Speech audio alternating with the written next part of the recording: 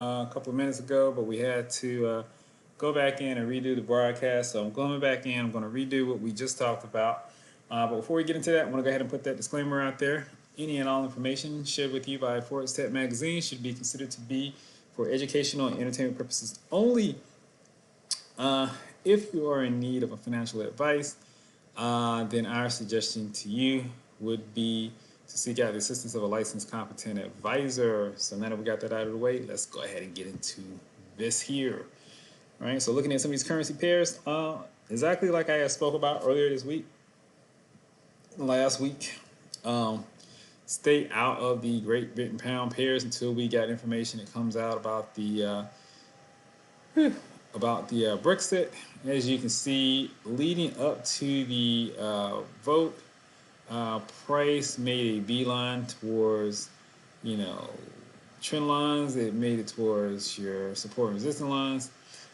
Initially, everything pretty much sold off, right? And the problem with that is, even if you had an idea that hey, it's going to be positive for the Great Britain pound pairs, problem is that if you were in there during that sell-off, you initially would have received what we call a drawdown on your account, right?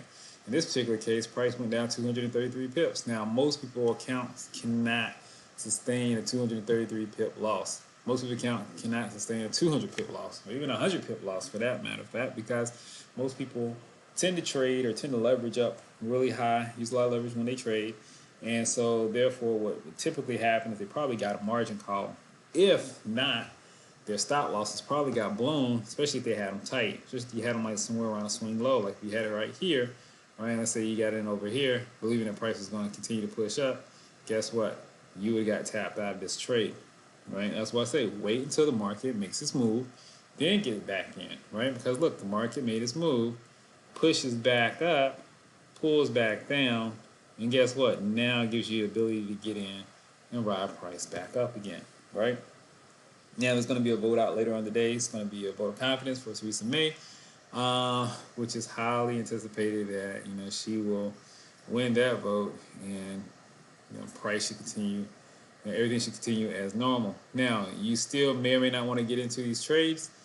If you do, trade cautiously, but fibs are set up in place for these things to continue to move higher, right? And if you look at this particular one, it's set up right now for your take profit to be right at 1.30259, right?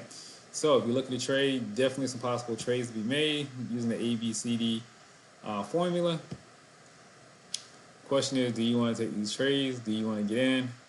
I don't know. It's up to you, right? As you can see, price is pushed down, it pushed back up. Looks like right now price is retreating back from where it was, right?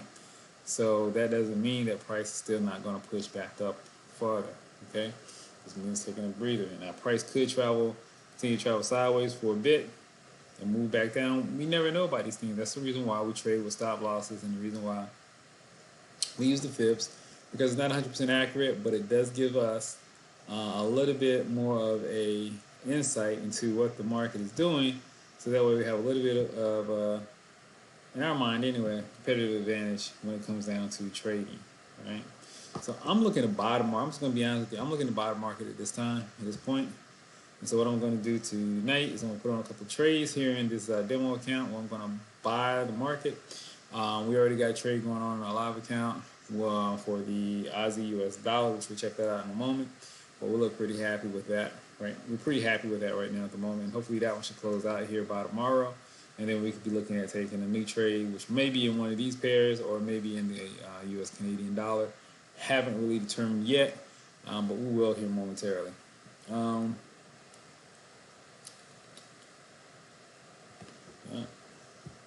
So the ideal is once you can identify which pairs are on the move, right? And as you can see, all of them appear to be. And all I did is went in and used that Smart Trader Smart tool, right? Clicked on the swing low, and it's automatically telling me where my pullbacks are at, where my C is at, and then where my D extension should be at, right? That's all I'm doing. He's all about 200 pips away, 150, 200 pips away.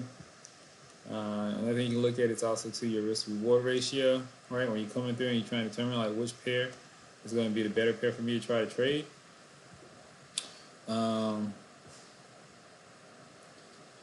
It's 253 pips.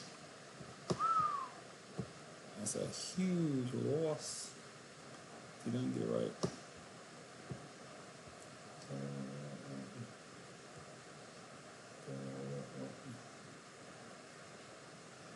184. So where's 253 to get 284? I don't think so. What else we got? Great Britain pound, Canadian dollar.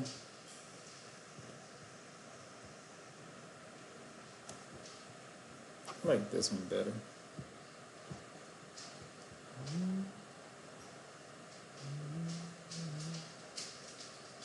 70.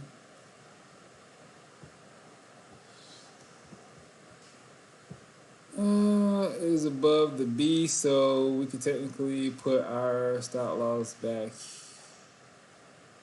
here somewhere, which would be 50 pips, but could it blow the swings? 243 to get 170. Don't think so.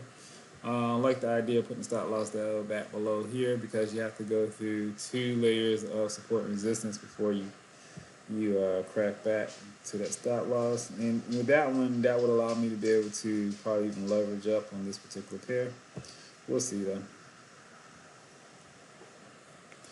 We will see, my friend. We will see. We will see. We will see. I like this Great Britain pound, the Zillion dollar one as well.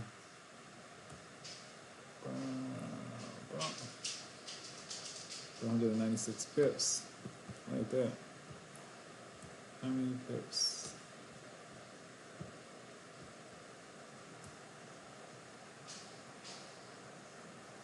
180. Back to the swing. 82. So here's the case. We could definitely make the case to leverage up, right? Because that's a strong push up, right? After this strong push up and this pullback, boom, boom, boom. And I think that's what we'll do. Maybe do a little bit of leveraging and really kind of push that pair. Let's see what we can make out of it. Let's see something else here.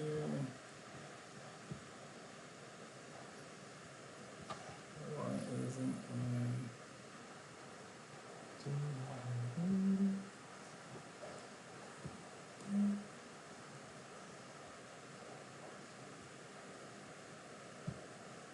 oh my goodness. First,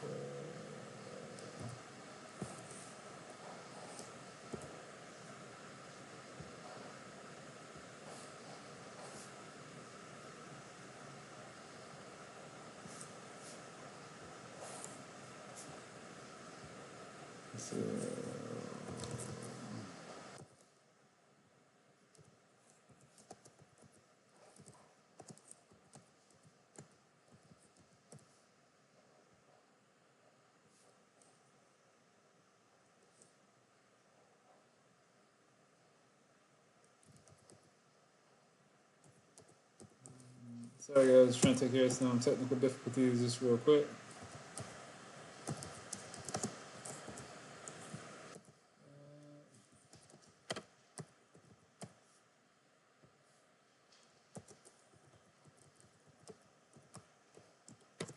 Whoa, whoa, whoa. When it rains, it pours.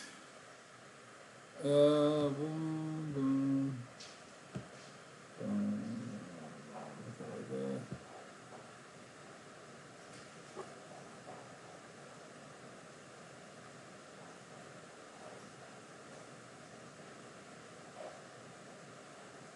What in the world just happened? I don't want to do this. Alright, something just happened. Oh my goodness, man. This is crazy.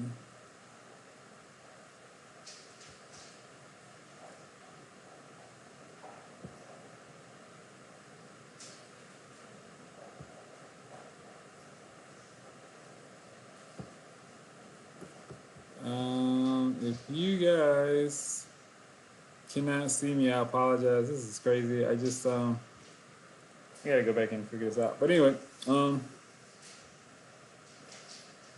some technical difficulties with my streaming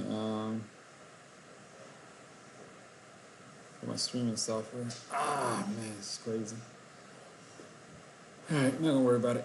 All right. Anyway, so anyway, yeah. So definitely some potential here to make some money. Don't go crazy, but definitely, yeah, make some, man. Let's look at what we're currently in. How's the U.S. dollar? All right, and as you can see, it's been trading crazy, right? It's lower lows, which don't like that, right? Low, lower high, lower low. Then it starts higher high, higher low, higher high, lower low. So it's kind of been erratic, right? And it's coming to a point, which is not bad, 'cause that's what we like.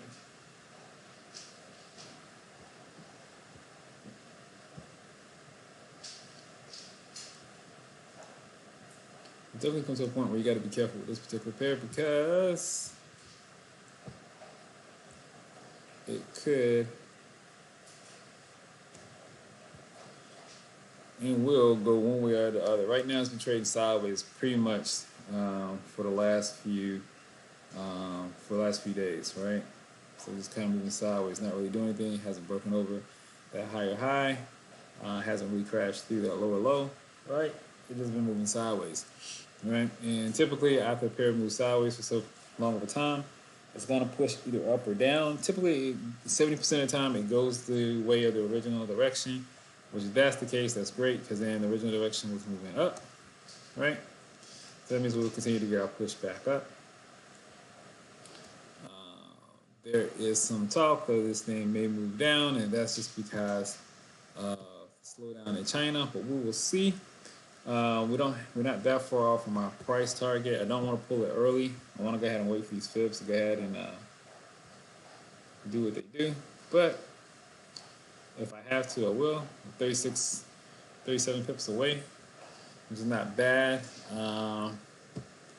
Because I do got some other trades I want to get into, but I want to go ahead and let this thing right here have an opportunity to make the money that it's supposed to make. And if you look right here, you see right there the 39 pips or $39 in this account, right? Remember, this right here is a small account. This is the live account. The purpose of this account is we're going to build it out over time, just using compound interest and just using these either futures or options on futures trades to build this thing out. And but anyway, just want to show you that. Let's get back over here. It's Canadian dollar. Wow. Once again, it's another one that's moving sideways. It's consolidating. Remember, 70% of the time, price will continue in the direction that it was originally moving after it goes through its consolidation period, which would then means that this thing is going to be moving down here. So we will see. Got a lot of potentials, got a lot of potential movement, but nothing's really kind of cracked through just yet. So we will see. The other pairs, which are like I said before, the Great Britain pound and New Zealand dollar, these pairs, the Great Britain pound pairs, are moving, and so could present itself as an opportunity to get in there and make some money. We're gonna go ahead and put some trades on the books to go ahead and get started, and we'll see how these things pan out. Anyway, guys, listen, thanks for tuning in. Love you guys. Thanks for all the support. I'm gonna put these trades on after we get out of here, and I look forward to talking to you guys tomorrow. Take care.